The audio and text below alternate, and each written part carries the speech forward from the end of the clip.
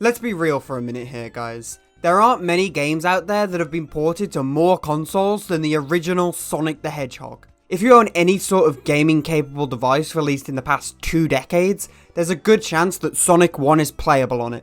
There are so many Sonic 1 ports out there, I'm sure we've all at least reached between the couch cushions and found some sort of copy of Sonic the Hedgehog in there. From mobile devices to current gen consoles, there's a seemingly endless amount of Sonic 1 ports. Are we going to talk about any of these release ports in today's video? Nope, of course not, because that's not the cheesy boy way.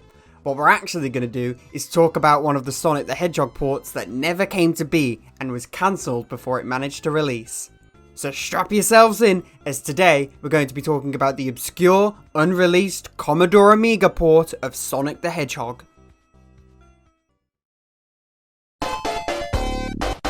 A Commodore Amiga port of Sonic the Hedgehog was first mentioned in European magazines in around September of 1991.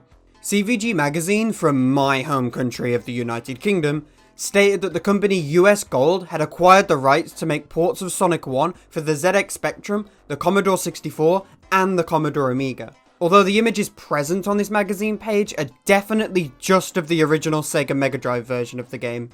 Italian magazine The Games Machine also spoke of these Sonic 1 ports, however in their article, brand new images were provided.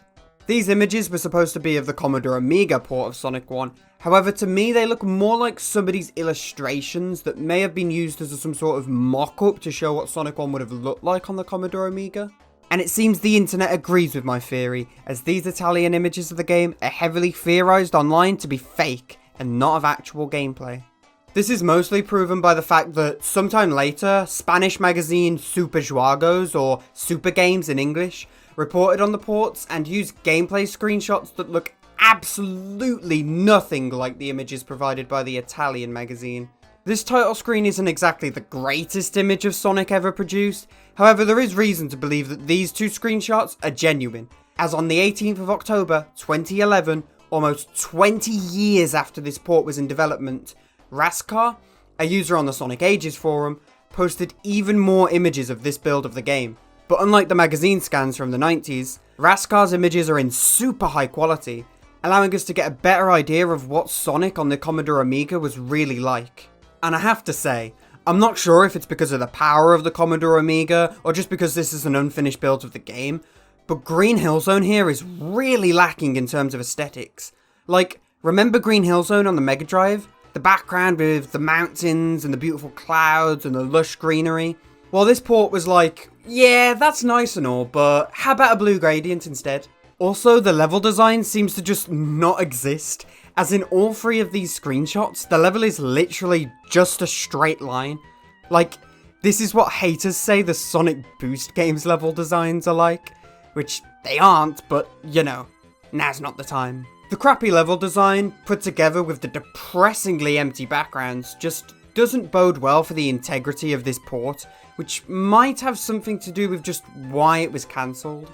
An actual reason for this port's cancellation was never actually given, however it's speculated that it was due to disagreements between Sega and the company who was developing the ports, US Gold. I can talk smack about this all I want, but we have no idea how far this was into development when these screenshots were taken. Although since these screenshots have surfaced, maybe someday a playable beta build of this port will be leaked online. Crazier things have happened. Until that day though, we'll just have to stick to speculation.